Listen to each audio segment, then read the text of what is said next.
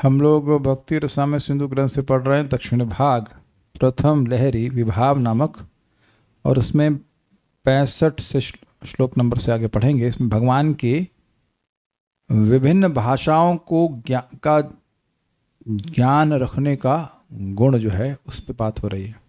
विविधाद्भुत भाषावित, विविध प्लस अद्भुत प्लस भाषा प्लस वित, विविध अद्भुत भाषाओं को जानने वाला। Okay, I give a sample here. Give a sample. जैसे कि ये क्या लिखा है यहाँ पे। अब ये जो हिंदी पढ़ने वाले हैं उनके लिए तो गया ऊपर से 3.27.16 भागवत होगा लगता है ये, है ना। लेकिन हम लोगों के लिए काला अक्षर भैंस बराबर है ना। कौन सी भाषा में लिखा है ये भी समझ में आ रहा है। वेदवाद में पढ़ के बताओ फटाक से श्लोक। आप तो श्लोक बोलने में तेज हैं तो पहले आप कहेंगे आप बोल के बताइए 327। तो एक माता जी कह रही तमिल भाषा। अच्छा, तो सुंदर ब्रजराज प्रभु कह रहे हैं कि तेलुगु। क्या आप तेलुगु भाषा बोलने वाले हैं? हाँ, दैट्स व्हाई ही नोस। अब आप देख सकते हैं कि ये भाषा अद्भुत है ना हमारे लिए हमारे लिए अद्भुत, आश्चर्यजनक। कुरचुंडी बैठिए, कुरचुंडी है ना, एवरीथिंग गोज वेरी स्ट्रेंज। एक भाषा मैंने भी दिखाई आप लोगों को तो समझ नहीं आ रहा है, और अब अनेक भाषा हो तो फिर क्या कहा जाए।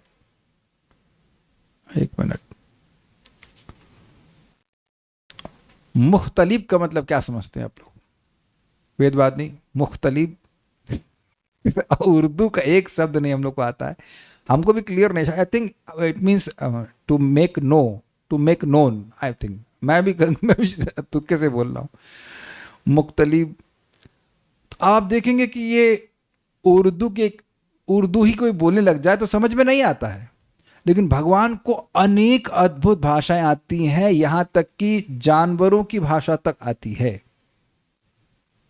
ऐसा भगवान का गुण है। और इस जगत में अगर कोई व्यक्ति अनेक भाषाएं बोल सके तो बड़ा आकर्षक लगता है। तो इसी भी बात आज चलेगी।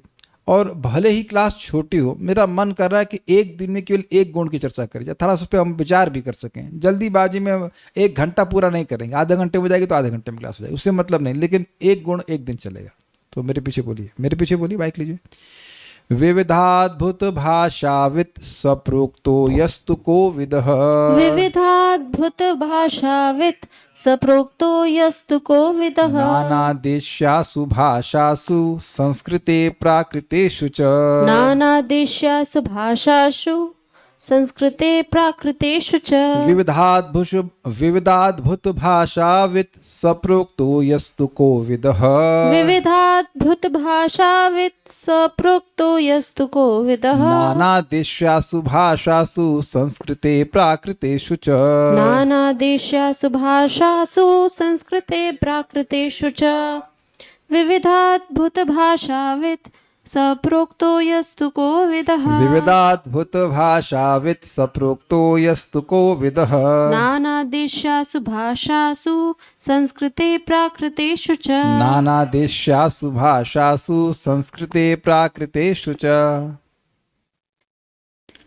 जो व्यक्ति अनेक देशों की भाषाओं में, संस्कृत तथा प्राकृत और पशुओं की भाषा में निपुण होता है, उसे विविधाद्भुत भाषाविद कहा जाता है। जैसे कि आर्टिफिशियल इंटेलिजेंस लेकिन एआई आजकल ठीक है, तेलुगु जानेगा, तमिल जानेगा, लेकिन पशुओं की भाषा पूछो उससे, do you know language of dogs तो वहाँ वो हार गया। और उसमें भी वो सब कुछ नहीं जानता है। वो हम देखते हैं संस्कृत कमेंट्री कुछ देते हैं तो कहाँ का कहाँ अर्थ चला जाता है, उसको समझ में सुना आता है। यह मतलब जो व्यक्ति नाना देशासु, अनेक देशों की, अनेक नाना मतलब अनेक प्रकार के देशों की भाषासु, भाषाओं में, संस्कृत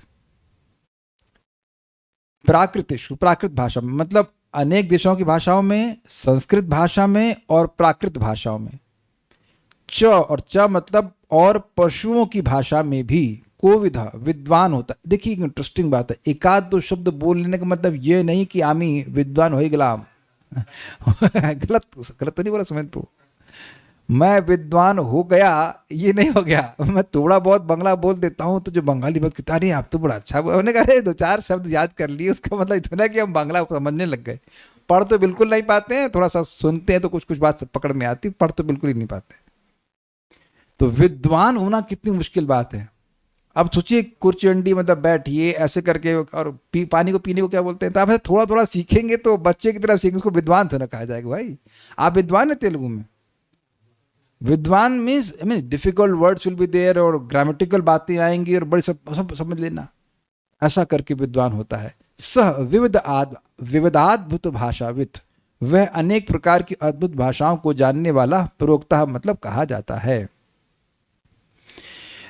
विविध अद्भुत भाषाविद स प्रोक्ता, उस व्यक्ति को विविध अद्भुत भाषाविद कहा जाता है। यस्तु कोविद, जो कि जानकार है, विद्वान है, किसमें, नाना देशासु भाषासु, अनेक देशों की भाषाओं में, संस्कृत में और प्राकृत में। देखिए प्राकृत का मतलब होता है डिफॉर्म्ड लैंग्वेज, लोकल लैंग्वेज, जैसे हम लोग हिंदी बोलते हैं।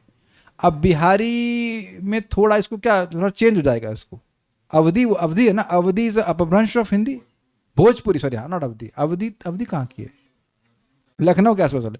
भोजपुरी तो वो कहाँ गए बा ये बा वो बा, तो बा अब बा का क्या मतलब, बा मतलब है, इसका क्या मतलब है, तो कहेंगे इसका क्या मतलब बा अब ये है का मतलब, बा का मतलब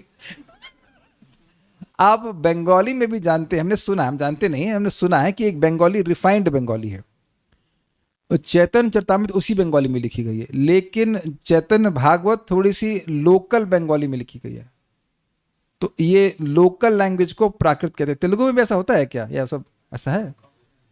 मैं उधर था तो कोई बोल रहा था एक तेलुगु होती है, एक तुलु होती है, वो अलग अलग, वो एक सिमिलर लगेंगी लैंग्वेज, लेकिन वो काफी उनमें परिवर्तन आ जाएगा, शब्दों का अर्थ बहुत अलग हो जाइलबा हो जाइलबा हो जाएगा हो जाइलबा। तो ये बा वा जो है सब, यही सब प्राकृत में चला जाएगा। तो भगवान जब बोलेंगे भोजपुरी में तो एकदम बढ़िया भोजपुरी में, कहाँ करत बा वो ऐसे बोल देंगे एकदम। तो ये है। और जैसे आप यहाँ मथुरा में भी देखेंगे, ब्रज की भाषा हिंदी जैसी है, हिंदी नहीं है, तो हिंदी का ट्रांसफॉर्मेशन है, उसे प्राकृत कहेंगे। हम लोग अगर ब्रज भाषा बोलेंगे ना तो मजा नहीं आएगा, हमारे मुख से नहीं आता, वही लोग जो बोलते हैं तो वो मजा आता है उन लोग सुनने में।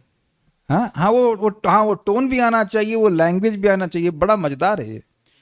आज बहुत अच्छी बातें मालूम चलेंगी, भी देखते हैं अगला।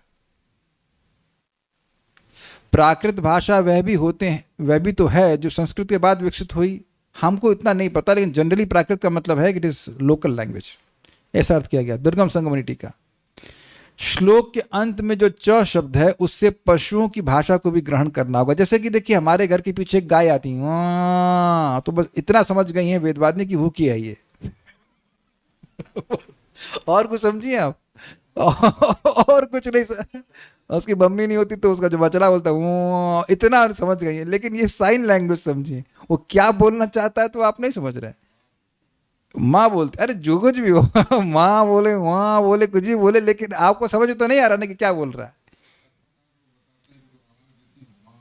अरे वही कथाकार बोलते हैं, लेकिन कथाकार को कथा समझ में तो आप बुझते ना पारी ना, कथा तो नहीं समझ पा रहा है वो गाय क्या बोल रही है। इसका मतलब है कि आपस में कम्युनिकेशन के लिए ये लोग लैंग्वेज यूज करते हैं। अब हम लोग को समझ में ना आती हो, लेकिन ये होगी। इसका मतलब लोकल लैंग्वेज नहीं लोकल लैंग्वेज मनुष्यों की है ये मतलब च से जा रहा है, प्राकृत जो है वो मनुष्यों में आ रहा है, और च मतलब पशुओं की भाषा। यथा, अब हुआ क्या कि भगवान सबसे अलग अलग भाषा बोलते हैं। तो एक गोपी जो वृद्ध है और विदग्ध अर्थात निपुण है, मतलब शी इज वेरी ऑब्जर्वेंट, कि छोटे कृष्ण वृंदावन में ही है, अभी मथुरा नहीं गए हैं, वृंदावन से श्री कृष्ण इतनी अलग अलग बातें कैसे कहते हैं, भी कैसे हो रहा है, इतना एक्सपर्ट कैसे हो गया। अच्छा एक इंटरेस्टिंग बात और भी है, वृंदावन में जो भगवान गुरुकुल, जल्दी से बताओ उत्तर, आज ब्रेकफास्ट में नहीं मिलेगा, माइक लीजिए माइक लीजिए। भगवान वृंदावन में जिस गुरुकुल में गए उस पाठशाला का नाम बताओ। अरे इस वो गुरुकुल है ना इस्कॉन वाला, यहाँ अजय में गए थे कि नहीं वहां पे वहां सीखे कि नहीं सीखे। तो अब आप जान रहे भगवान वृंदावन की किसी भी विद्यापीठ में नहीं गए, इसलिए और आश्चर्य की बात। एक माता जी कह रही महेश्वरी माता जी उज्जैन में, आप कोई बात नहीं, आप जकार्ता में तो आप कुछ गलत बोले भारत के बारे में तो कोई दिक्कत नहीं है। भैया उज्जैन में गए, मथुरा में जाने के बाद कुछ पढ़ी है कृष्ण बुक, गैया चराने गए बस, इसीलिए गैया की लैंग्वेज सीखनी चाहिए, नहीं बंदर की सीखे और कबूतर की सीखे और तोते की सीखे, सबकी सीख गए। तो ये आश्चर्य ये गोपी कर रही हैं कि ये सारी लैंग्वेज कैसे सीख गया। मेरे पीछे बोलिए। व्रज युवतिषु शौरि शौरि सेनी सुरेंद्र। व्रज युवतिषु शौरिः शौरिसेनी सुरेन्द्रे। प्रणत शिरसि सौरिं भारती मातनोति। प्रणत शिरसि सौरिं भारती मातनोति। अहह पशुषुकीरीष्वप्यभ्रंश रूपा। अहः पशुषुकेरीष्वप्यभ्रंश रूपा। कथम जनि विदग्धः सर्वभाषावलीषु। कथम जनि विदग्धः सर्वभाषावलीषु। क्या तो बोलने में कितना मस्त है ना। अहह पशुषु, ऐसा ब्रेक मार रहे हैं ना, ब्रेक डांस हो गया जीव का। व्रज युवतिषु शौरिः शौरिसेनी सुरेंद्रे। व्रज युवतिषु शौरिः शौरिसेनी सुरेन्द्रे। प्रणत शिरसि सौरिं भारती मातनोति। प्रणत शिरसि सौरिं भारती मातनोति। अहह पशुषुकीरीष्वप्यभ्रंश रूपा। अहः पशुषुकेरीष्वप्यभ्रंश रूपा। फिर से आइए। अहः पशुषुकेरीष्वप्यभ्रंश रूपा। अहह पशुषुकीरीष्व अपिभ्रंश रूपा। अहः पशुषुकेरीष्वप्यभ्रंश रूपा। कथम जनि विदग्धः सर्वभाषावलीषु। कथम जनि विदग्धः सर्वभाषावलीषु। व्रज युवतिषु शौरिः शौरिसेनी सुरेंद्रे। व्रज युवतिषु शौरिः शौरिसेनी सुरेन्द्रे। प्रणत शिरसि सौरिं भारती मातनोति। प्रणत शिरसि सौरिं भारती मातनोति। अहह पशुषुकीरीष्वप्यभ्रंश रूपा। अहः पशुषुकेरीष्वप्यभ्रंश रूपा। कथम जनि विदग्धः सर्वभाषावलीषु। कथम जनि विदग्धः सर्वभाषावलीषु। व्रज युवतिषु शौरिः शौरिसेनी सुरेन्द्रे। व्रज युवतिषु शौरिः शौरिसेनी सुरेंद्रे। प्रणत शिरसि सौरिं भारती मातनोति। प्रणत शिरसि सौरिं भारती मातनोति। अहः पशुषुकेरीष्वप्यभ्रंश रूपा। अहह पशुषुकीरीष्वप्यभ्रंश रूपा। कथम जनि विदग्धः सर्वभाषावलीषु। कथम जनि विदग्धः सर्वभाषावलीषु। श्री कृष्ण की भाषा विज्ञता का इस प्रकार उल्लेख करते हैं।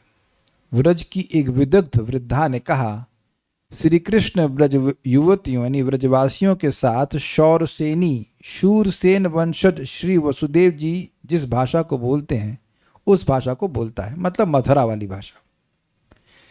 अब ये तो मजेदार है। बहुत समय से मैं सोचा करता था, या बहुत पहले भी सोचा था कि भगवान क्या मथुरा वाली भाषा भी बोलते थे या हमेशा संस्कृत बोलते थे, लेकिन यहाँ एकदम क्लियर है गोपियों के संग वह मथुरा वाली भाषा मतलब ब्रज भाषा बोलते हैं। तो इसलिए ब्रज भाषा के भी भजन बड़े सुंदर है, मतलब सुंदर तो हैं ही, लेकिन वह भी गाने से भगवान को समझ में आते हैं और भगवान को अच्छे लगते हैं। जैसे कि सूरदास जी ने ब्रज भाषा में ही लिखा है, if I am not wrong, चरण कमल पंकज हरि राई, ऐसे करके बहुत सुंदर भजन उन्होंने गाया। जाकी कृपा पंगु गिरिलांगे, अंधे को सब कछु दर्शाई। तो ये कछु, हाँ ये कछु बहुत चलता है इधर, अरे कछु कर रहा है कछु कछु है इधर, मथुरा में बहुत चलता है कछु। कछु दर्शाई चरण कमल वंदन हरिराई। बहुत सुंदर भजन है ये, बहुत सुंदर भजन है, वेरी नाइस राग ऑल्सो। एनीवेज, तो भगवान ब्रजभाषा बोलते हैं। देवराज इंद्र जब उसे नमस्कार करता है तो वह सॉरी सॉरी मतलब SORRY नहीं, सॉरी नहीं, सॉरी भाषा अर्थात सूरों की भाषा। सूर सूर सूर कौन होते हैं? देवता। सूर से आया सॉरी। सॉरी भाषा अर्थात I am sorry please forgive me, नहीं वो नहीं। सॉरी भाषा अर्थात देववाणी या संस्कृत भाषा बोलता है। अब ये हुआ कब? ये कब हुआ होगा बताइए? गोवर्धन लीला के बाद। इसका मतलब है सबने देखा होगा कि इंद्र आए और भगवान कृष्ण, जो बालक कृष्ण, उनको प्रणाम कर रहे हैं और वो कुछ संस्कृत में बोल रहे हैं, तो भगवान संस्कृत में उत्तर दे रहे हैं। इंटरेस्टिंग। पशुओं तथा तोता आदि पक्षियों के साथ वह प्राकृत, यहां प्राकृत का अर्थ ले रहे हैं, अपभ्रंश भाषा श्री विदग्ध माधव नाटक ग्रंथ में दृष्टव्य बोलता है। यहां प्राकृत मतलब दो अर्थ लिए गए हैं, टीका में बताया गया। एक कश्मीर के लोगों की भाषा और दूसरा है ये पशुओं की भाषा, दोनों अर्थ। बड़े आश्चर्य की बात है कि वह सारी भाषाओं में कैसे निपुण हो गया। क्या आश्चर्य है? देखिए, एक बात ये कि सीखना मुश्किल है। हम लोग अब ऑलमोस्ट में वृंदावन में रहते हुए कितना समय हो गया? 4 6 इधर 10 16 18 साल हो गए ऑलमोस्ट। 2008 में आए थे। आज तक मथुरा की भाषा थोड़ा थोड़ा समझ ली तो बहुत बड़ी बात है, बोलना तो मुश्किल है। तो केवल स्थान में रहने मात्र से आप सीख नहीं जाते हैं। अगर कोई सिखाएगा तब भी थोड़ा मुश्किल ही है। एक भक्त हमको वो ये सूरदास की कुछ पद्धति का इसको ट्रांसलेट कीजिए, हमने कहा हमें कहाँ समझ में आ रहा है, हमको नहीं समझ में आ रहा है कि ये हिंदी में हम जानते हैं, ये सब नहीं भाषा समझ में आ रही मेरे को। तो सिखाया भी जाए तो आप लोग कब से तेलुगु सीख लेंगे। तो आश्चर्य ये हुआ कि नहीं सिखाने पर भी धड़ाधड़ बोल रहा है, ये कैसे हो रहा है? फिर भी भगवान नहीं है ये लड़का है, लेकिन लड़का ही है, लेकिन भगवान नहीं है, लेकिन ये कैसे गया? तो ये एक बड़ी मजेदार बात है। यह भी तो आकर्षण करने वाला है। देखिए, कोई बच्चा है, पैदा होते मम्मी पापा बोलने के बजाय बोलना शुरू करे संसार दा, ये क्या भाई? बिना किसी के सिखाए ये बोलना, संस्कृत बोलना शुरू कर दिया। नमो विष्णु पादाय कृष्ण पृष्ठाय भूतले। और हर लैंग्वेज, एक आध दो लैंग्वेज चलिए मान सकते हैं कि मथुरा की लैंग्वेज वो सीख, मतलब मथुरा इन सेंस ब्रज की भाषा सीख भी गए होंगे क्योंकि वहाँ उस कल्चर में पढ़े बड़े हैं, लेकिन संस्कृत कैसे सीख गए? संस्कृत को तो बहुत व्याकरण और क्या क्या सब कुछ सीखना पड़ता है। किसी को यह पता चला है कि स का मतलब क्या होता है? वह, और ते का मतलब, चलिए इतना तो सीख गए, अच्छी बात था या था। ये थोड़ा बहुत संस्कृत अगर कोई सीख जाए तो उसको पंडित मानते। बड़ा मजेदार बात बताऊं आपको इस संबंध में कि संस्कृत को जान लेने वाला व्यक्ति कितना आकर्षक हो जाता है। एक महाराज बताए सच्ची घटना, एक भक्त को अमेरिका का वीज़ा चाहिए था तो उसने, ऑफिसर ने पूछा कि क्या करना जा रहे हो? तो कह रहे हम वहाँ संस्कृत पढ़ाएंगे। तो उसने, वो झूठ था, उसको संस्कृत नहीं आती थी, लेकिन उसने बोला कि हम संस्कृत पढ़ाने जाएंगे, तो संस्कृत बोल के बताओ। तो तुरंत उसने मंगलाचरण बोलना शुरू किया, नमो विष्णु पादाय कृष्ण पृष्ठाय भूतले से। अब इतना तो याद किया रहता है भक्तों को तो वो समझ गए, अरे रे ठीक है तुम समझ गए, हम समझ गए, जानते हो, पास हो गया उसका वीजा कि संस्कृत जानता है। ये स्थिति है कोई टेस्ट नहीं लिया कि व्याकरण जानता है नहीं जानता इत्यादि।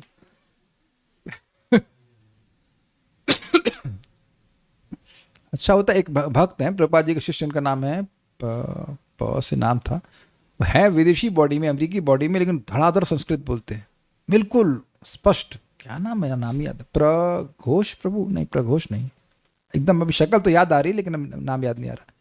तो IIT में आए थे हम लोग को संस्कृत पढ़ाने के लिए, तो वो हमको सिखाए थे, भो गुरु चरणा मम संस्कृत ज्ञानम अल्पम अस्ति, वासु घोष प्रभु, यस, मम संस्कृत ज्ञानम अल्पम अस्ति, कृपया भवद्भिः क्षम्यताम्, गुड इति आंगल पदस्य संस्कृत पदम किम भवति। ऐसे करके देखिए, ऐसा बोल रहा हूँ, ऐसा लग रहा है कि एकदम संस्कृत रटा हुआ है वैसे, लेकिन ये ऐसा लग रहा है कि बिल्कुल संस्कृत जानते हैं, घड़ाघड़ घड़ाघड़ बोलते रहे। वो ऐसे बोलते उन्होंने सीखा है संस्कृत। एक दिल्ली में संस्था है, वो क्या बोलते हैं, संस्कृत संभाषणम करके, वो सिखाते हैं ऐसे बोलना। और अमेजिंग बात थी, वो मैं उनके संग गया था तो उधर के जो आचार्य थे वो मेरे लेफ्ट में बैठे थे ऑटो में, और ये राइट में बैठे तो दोनों संस्कृत में बात किए जाएं। और अमेजिंग ये बात था कि मैं सुनते सुनते समझने लग गया था, मैं आश्चर्य हुआ था Sanskrit language, but it was still astounding ना, कोई अमेरिकन है और संस्कृत भाषा बोल रहा है, तो ये आश्चर्यजनक होता है। शौरी, शौरी मतलब श्री कृष्ण, श्री कृष्ण मतलब वसुदेव जी के पुत्र। शौरी मतलब शूरसेन, शूरसेन के बेटे हुए वसुदेव, वसुदेव जी के बेटे हुए श्री कृष्ण। अब आचार्य जी ने बड़ा अच्छा बात उठाई है, कहें कि देखिए श्री कृष्ण को कन्हैया बोलती, कृष्ण बोलती, नंद नंदन बोलती, ठीक है, वसुदेव जी का पुत्र कैसे बोल दी? भाई ये घटना अभी भगवान वृंदावन की है, मथुरा तो भगवान गए नहीं है। जब तक भगवान मथुरा गए नहीं, बात खुली नहीं थी कि ये वसुदेव जी के बेटे हैं, तो ये कैसे बोल दिया कि शौरी? तो यहाँ ने टीका में बड़ा सुंदर बात बताई है कि जब गर्गाचार्य जी भगवान के नामकरण के लिए आए थे, तो वो बोले हैं कि किसी जन्म में, एक्चुअली किसी जन्म में नहीं, पहले कभी ये वसुदेव जी का भी पुत्र रहा है। तो नंद महाराज बड़े खुश, अच्छा ये बच्चा हमारे ही मतलब परिवार में बार बार जन्म ले रहा है, कितना बहुत भोले भाले थे वो क्या समझे कि इसी जन्म में भगवान वसुदेव जी के पुत्र के रूप में जन्म लिए थे, तो इसलिए वो उनको वसुदेव जी के पुत्र के रूप में एड्रेस कर रही हैं। समझ पा रहे हैं? शौरी मतलब शूरसेन, तो शूरसेन के बेटे हुए, है ना, सही तो बोल रहा, शूरसेन के बेटे हुए वसुदेव जी, वसुदेव जी के ये बेटे हैं श्री कृष्ण, तो उस अर्थ में शौरी कह रहे हैं। ठीक है, एक एक शब्द पे कितना विचार किए आचार्यगण। फिर कह रहे हैं व्रज युवतिषु, व्रज की युवतियों से शौरसेनी बोलता है, शौरसेनी भाषा में बोलता है। अब एक पॉइंट फिर आ जाएगा, तो क्या गोपियों से ही भाषा जो है वो व्रज की यूज करते हैं? अब नंद बाबा से संस्कृत बोलते हैं क्या? तो व्रज युवती शब्द जो है ये उपलक्षण है, व्रज युवतियों से भी बोलते हैं और नंद बाबा से भी बोलते हैं और अपने मित्रों से भी बोलते हैं। मतलब ब्रज में जितने भी मनुष्य हैं उनसे वह मथुरा की भाषा, मतलब मथुरा से मतलब बरथरा ब्रज की भाषा बोलते हैं। आप इसमें भी समझ लीजिएगा, यहाँ मथुरा चले जाइए कुछ भी लेने के लिए, तो वहाँ भी वही भाषा चल रही है जो यहाँ वृंदावन में चल रही। 15 किलोमीटर में तो ना भाषा चेंज हो जाती है। तो मथुरा की भाषा का मतलब हुआ ब्रज भाषा, उसमें कोई परिवर्तन नहीं है। ठीक है।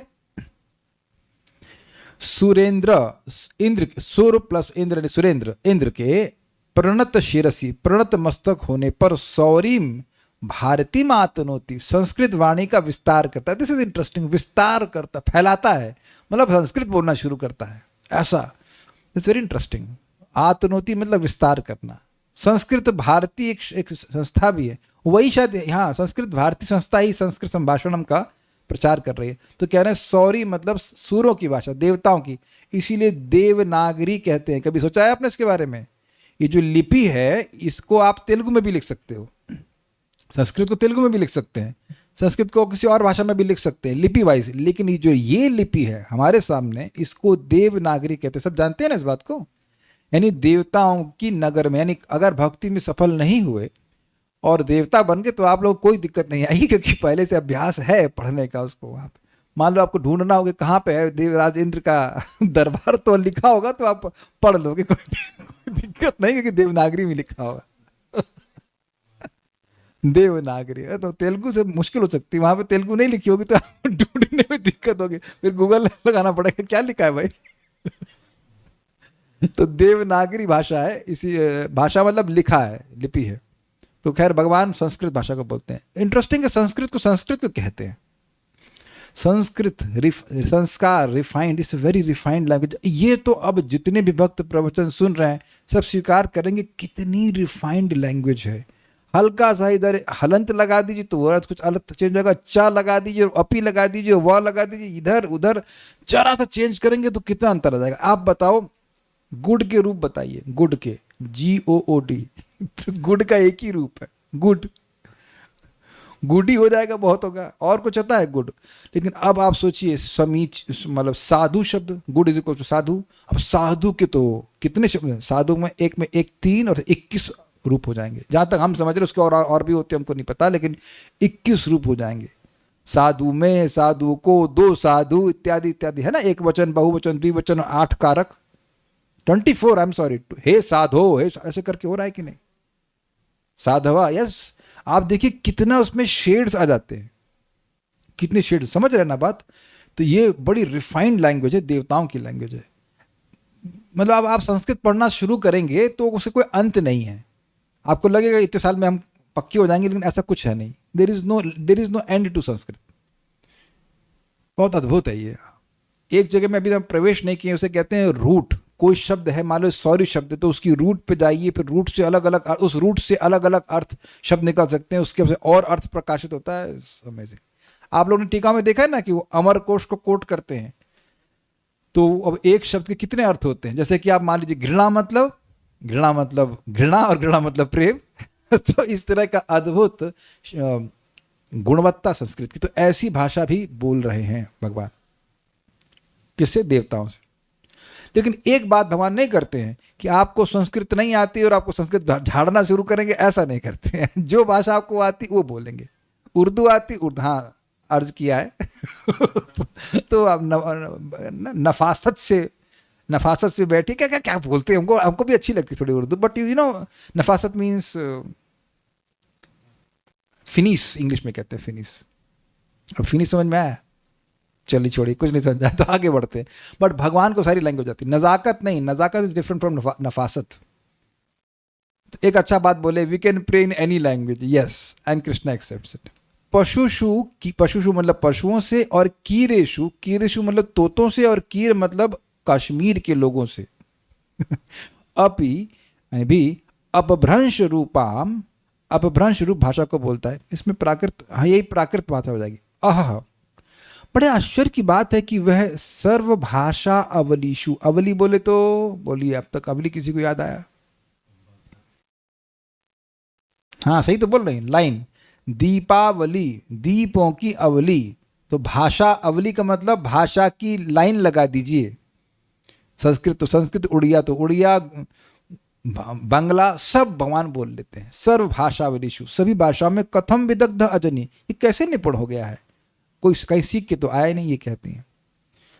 दुर्गम संगम ने टीका, यह व्रज में रहने वाली किसी विदग्ध अर्थात निपुण वृद्धा का वचन है। मतलब पॉइंट क्या है कि भगवान जब अलग अलग भाषा बोल रहे हैं तो उसको ऑब्जर्व करके आश्चर्य होना।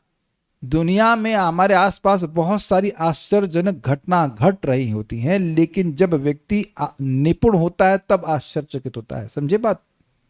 जैसे एक आश्चर्यजनक घटना ये है कि मेरे आसपास ऐसे कुछ लोग हैं जो कहीं नहीं जाते, एक ही स्थान पर रहते हैं और उनको भोजन मिल जाता है। कौन है वो? पेड़। लेकिन अब इसको हम लोग बचपन से देखते आ रहे हैं। कभी आश्चर्य किए हैं आप लोग? कभी आश्चर्य किए? अब कोई इंसान खड़ा हो जाए ऐसे करके और उसको सारा भोजन अपने आप मिलने लग जाए तो आश्चर्य करेंगे, लेकिन पेड़ आपके सब तरफ हैं, आश्चर्य कर रहे हैं। तो जो व्यक्ति निपुण है, ऑब्जर्वेंट है, वह देख पाएगा। तो भगवान इस प्रकार से कर रहे हैं और ये गोपी आश्चर्य कर रही है। यह प्रश्न उठ सकता है कि ब्रज के निवासी कृष्ण को, यानी गोपी श्री कृष्ण को शौरी कहकर कैसे संबोधित कर सकती है, जो ये दर्शाता है कि वे वसुदेव के पुत्र थे, जबकि यह तथ्य कृष्ण के मथुरा जाने तक उनसे छिपा हुआ था। किनसे छिपा हुआ था? ब्रजवासियों से। ब्रजवासियों को नहीं पता था कि ये नंद महाराज के बेटे ना होकर के, नंद महाराज के भी है लेकिन वसुदेव जी के बेटे भी हैं। नंद महाराज श्री कृष्ण जब मतलब पैदा हुए हैं, प्रकट हुए ब्रज में, तो अब नंद महाराज तुरंत कर देने के लिए जगह लगाए मथुरा, और वहां जाकर वसुदेव जी से मिलते हैं। लेकिन वसुदेव जी बताते नहीं हैं कि ये मेरा बेटा है। पूछते हैं कि आपके यहाँ कोई संतान हुई होगी, ये भी नहीं बोलते हैं कि आपका बेटा हुआ होगा, क्योंकि उनको डर था कि कहीं कोई आसपास जासूस हो, उनको सोचे इन्हें कैसे मालूम चला कि नंद महाराज का बेटा, जरूर लगता है अपने बेटे को वहां पहुंचा दिए ना। It can be many possibilities. तो वसुदेव जी नहीं बताए और कोई भी नहीं बताया। बताएगा तब जब किसी को पता चले। गर्गाचार्य जी भी नहीं बताए, बल्कि गर्गाचार्य जी जब नामकरण करने के लिए आए हैं तो वो छुप के किए, क्योंकि अगर मैं ओपन में करूंगा तो लोगों को मालूम चलेगा कि गर्गाचार्य तो केवल राजपुत्रों का नामकरण करते हैं। तो इसका नामकरण अगर मैं करूंगा तो ये संशय हो जाएगा कंस को, यार पक्का हो जाएगा कि ये जरूर वसुदेव जी का पुत्र है। तभी तो गर्गाचार्य जी भागे गए वहां पे नामकरण करने के लिए। तो गर्गाचार्य जी भी नहीं बताए कि ये वसुदेव जी का पुत्र है, लेकिन कुछ घुमा के बताए हुए दिखाते हैं किंतु गर्ग मतलब गर्गाचार्य ने नामकरण संस्कार के समय नंद को बताया था कि पिछले जन्मों में वे वसुदेव के पुत्र रह चुके थे। कौन वे? गर्गाचार्य? नहीं, श्री कृष्ण। श्री कृष्ण नहीं, ये बालक, अभी तो नामकरण नहीं हुआ, ये बालक वसुदेव का पुत्र रह चुका। मेरे पीछे बोलिए, प्रागयम, अयम बोल रहे हैं, अभी बच्चे का नाम नहीं हुआ है।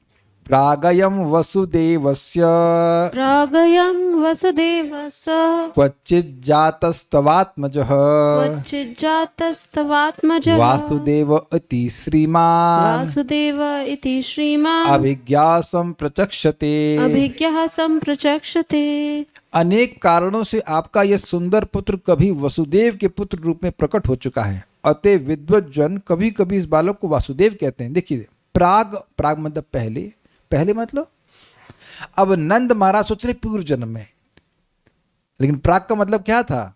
कुछ दिन पहले। लेकिन अब इतना नंद महाराज, अच्छा ऐसा कैसे सोच सकते हैं? आपके घर में लड़का हुआ है तो एक ही बच्चा दो लोगों से थोड़ा जन्म ले सकता है। ये तो इम्पॉसिबल है ना। आप बताओ, अगर आप नंद महाराज होते तो क्या सोचते? आप बहुत इंटेलिजेंट है ना, तो आप क्या सोचते? अच्छा, पिछले जन्म में रहा होगा, हाँ बड़ी अच्छी बात है, इस बच्चे का संबंध हमारे परिवार से, यही नंद महाराज सोचते। नंद महाराज इज एक्सट्रीमली सिंपल पर्सन।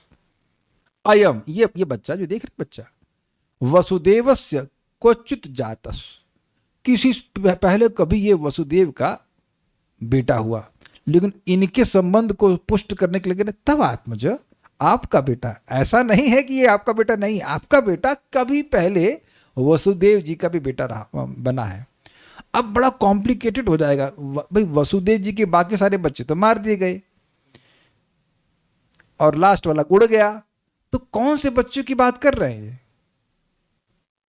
तो नंद महाराज तो यही मान के चलेंगे पिछले जन्म में वसुदेव जी का कोई बच्चा होगा तो वो बच्चा बना है, ऐसे करके। और अच्छा, दूसरी बात क्या, गर्गाचार्य जी महान ब्राह्मण है, उनको सब ज्योतिष का ज्ञान है। यहाँ पर भी कभी कोई ज्योतिष होता है थोड़ा तेज, तो बोल देगा पिछले जन्म में आप मान लीजिए कह देगा आप राजा थे या कुछ थे, तो व्यक्ति मान लेता है कि हाँ भाई इनको कोई जानकारी सिद्धि होगी। तो इस तरह से गर्गाचार्य जी की बात को मान लिए। वासुदेव इति श्रीमान अभिज्ञा संप्रचक्षते, इसलिए जो अभिज्ञ हैं, जो जानकार लोग हैं, इनको वासुदेव भी कहते हैं। क्यों? वसुदेव जी के पुत्र। तो आप समझ रहे हैं, शौरी इसलिए कह रहे हैं कि शूरसेन के बेटे वसुदेव और वसुदेव जी के बेटे श्री कृष्ण। ये सब बातें हैं। अतः यदि ब्रजवासी उन्हें वसुदेव के पुत्र कहकर संबोधित करते हैं तो इसमें कोई विरोधाभास नहीं है। ठीक है, क्लियर हुआ। और यहाँ इसलिए यहाँ समझाया जा रहा है कि शौरी क्यों कहते हैं। और यहाँ व्रज की युवतियां मुख्य रूप से उपलक्षण मात्र हैं। वास्तव में ब्रजवासियों में ऐसा अर्थ समझना हो चाहिए, मतलब कि सभी ब्रजवासियों से भगवान ब्रज भाषा में बात करते हैं, ये कह रहे।